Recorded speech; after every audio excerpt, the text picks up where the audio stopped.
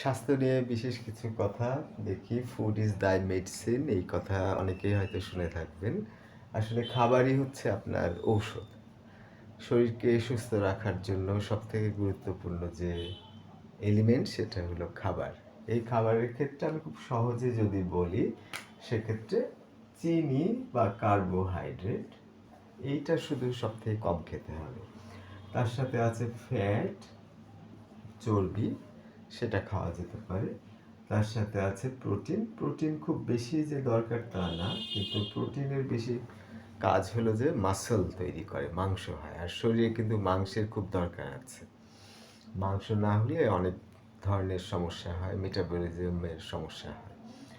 তাহলে আমাদের মেইন যে বিষয়টা সেটা হলো যে আমাদের মনে রাখতে হবে ফুড ইজ দাই মেডিসিন। খাবারই হচ্ছে আমাদের বা আপনাদের সবার জন্য ঔষধের কাজ করবে। আর এই খাবারটার মধ্যে সব থেকে মাইনাস করতে হবে এই চিনি বা কার্বোহাইড্রেট, তাই তো? ভাত, রুটি, চাই, চিনি, এ ধরনের অনেক খাবার আছে যেগুলো নিয়ে অনেক ডিসকাস করা হয়েছে অন্য ভিডিওতে। ফ্যাট খাওয়া যাবে বেশি বেশি, প্রোটিন একটা পরিমাণ মতো খেতে হবে কারণ মাসেলের দরকার আছে। তবে খুব সাবধান, ডিমের যে কুসুম, ডিমের যে সাদা অংশ, এই দুইটা মিলে ফ্যাট এবং প্রোটিন বেশি পূরণ করতে হবে। তার সাথে বাদাম আছে, বাদাম, দ্যাট ইজ নাটস। এখন এই যে পিনাটস হতে পারে খুব সহজ, চায়না নাটস বা পিনাটস, যদি অন্যান্য অনেক বাদাম আছে যেগুলো অনেক উপকার করতে পারে, তবে সেগুলো অনেক এক্সপেন্সিভ। তার মধ্যে যেমন একটা আছে অমন্ডস। এই অমন্ডসটা আবার অনেক সময় ঝামেলা করতে পারে, সেজন্য একটা জায়গায় বলা হয়েছে যে 23টা করে আপনি খেতে পারেন। এতে কিছু সমস্যা আছে, তার মধ্যে বিশেষ করে পাথর, যেটা স্টোনস, এই যে নাটসে একটু স্টোনস হতে পারে, গল ব্লাডার স্টোনস, বিশেষ করে কিডনি স্টোনস। অক্সালেটের ভিতরে বেশি আছে, তো সেই জন্য অক্সালেট। এই অক্সালেট যুক্ত খাবার সাধারণত যারা প্রোটিন, যারা চিনি কম খায়, কার্বোহাইড্রেট কম খায়, সবজি বেশি খায়, তাদের ক্ষেত্রে অক্সালেটের পরিমাণ বেড়ে যেতে পারে। তার সাথে যদি আপনি পানি বেশি খান, তাহলে ওই প্রস্রাবের মধ্যে দিয়ে অক্সালেট গলে যেতে পারে। আসলে অক্সালেট কি হয়? Calcium oxalate. ক্যালসিয়ামের সাথে অক্সালেট একসাথে মিশে প্রস্রাব পায়খানা দিয়ে বের হয়ে যায়। কিন্তু ক্যালসিয়াম যদি কম হয়, সেক্ষেত্রে সাধারণত সমস্যা হয় যে খাবারগুলোতে অক্সালেট আছে, বাদামে আছে, সেইটা বেশি বেশি আপনার সে কিডনি বা গল ব্লাডারে হতে পারে। তবে গল ব্লাডারের কিডনি পাথরটার মধ্যে আসলে এই বায়ালের একটা ব্যাপার আছে, বাংলাতে বাইল বলে।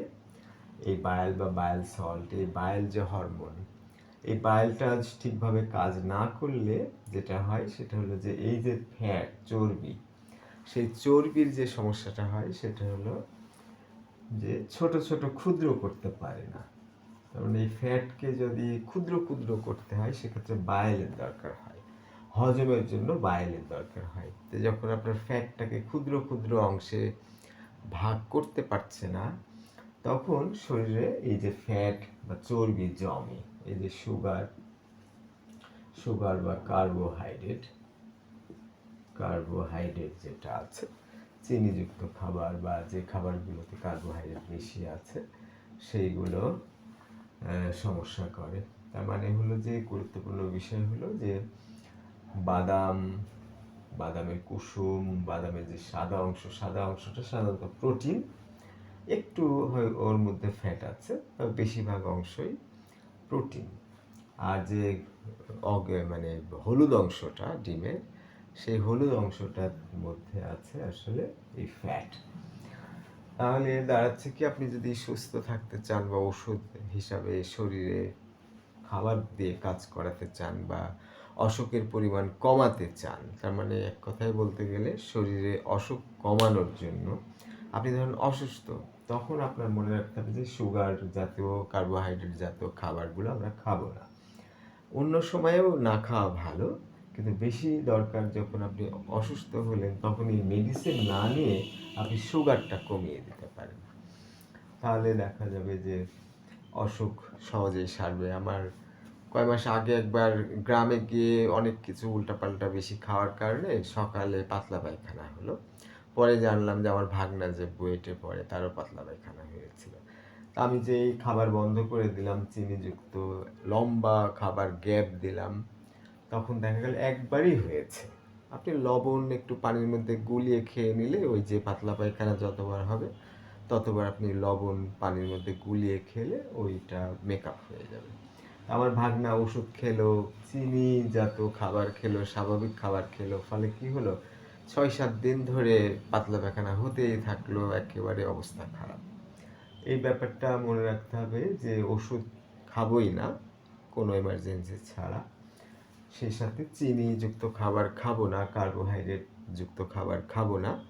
আর যদি খায়ও তাও মনে রাখতে হবে যে যখন অসুখ হলো তখন এই ওষুধের পরিবর্তে এইটা কমিয়ে দিতে হবে।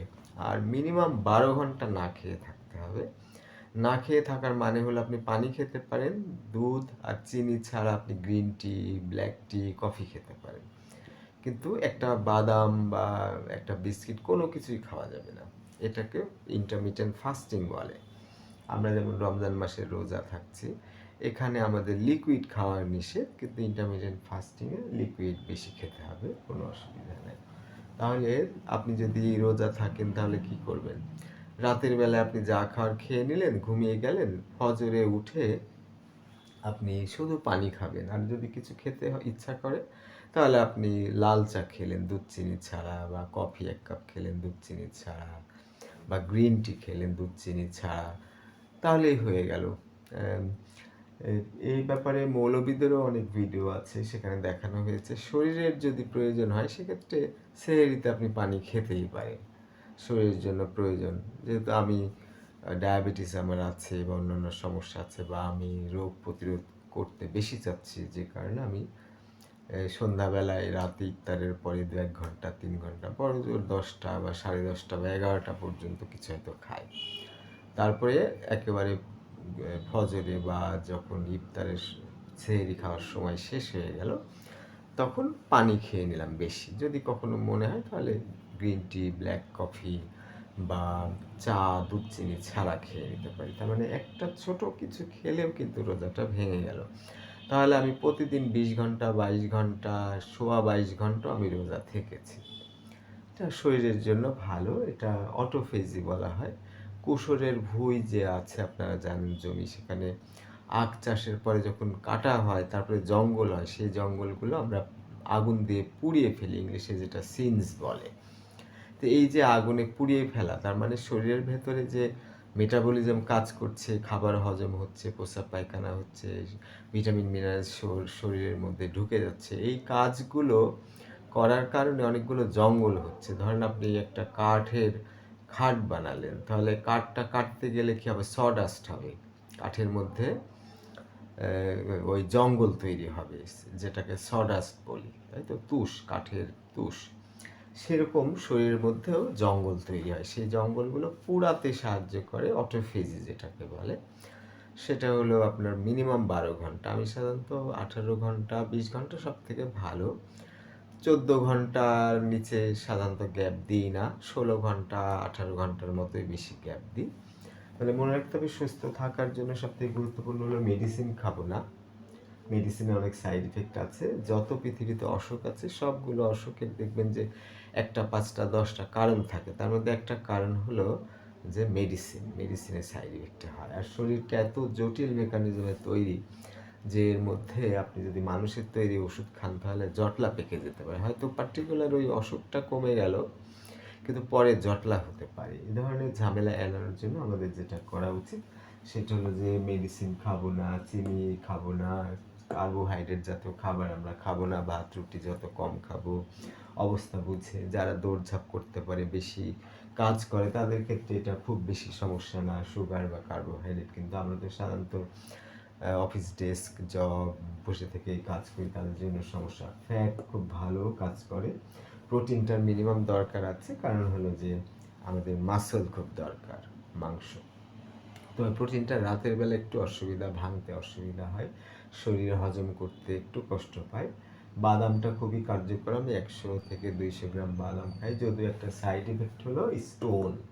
এই যে খাবারগুলো যখন মেনটেন করবেন তখন পাথর হতে পারে, আপনার কিডনিতে পাথর হতে পারে। কিডনিতে পাথর যদি হয়েও যায় তাহলে সবথেকে সহজ উপায় হলো বেশি বেশি পানি খাওয়া, তার মানে ছোট ছোট পাথরগুলো গলে গলে প্রস্রাবের মধ্যে দিয়ে বের হয়ে যাবে, তাই তো?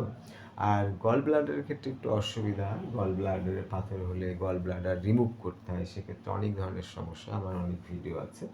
তো এই যে গল ব্লাডারের ক্ষেত্রে বাইল একটা ইম্পর্টেন্ট, এই হরমোনটা ঠিকভাবে না কাজ করলে সাধারণত ওই যে ফ্যাটটা ছোট ছোট ক্ষুদ্র ক্ষুদ্র হয় না, হজমের সমস্যা হয়।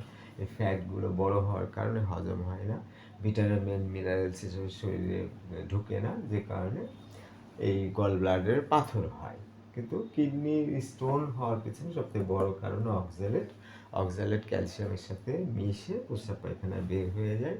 তবে ক্যালসিয়ামের কিছু জটলা থাকতে পারে বা পানি না খাওয়ার কারণে শরীরে অক্সালেট বেশি হয়ে ওইটাকে ক্রিস্টাল হয়ে শক্ত হয়ে পাথর হয়ে যেতে পারে। যাই হোক, এই পর্যন্তই। ধন্যবাদ সবাইকে।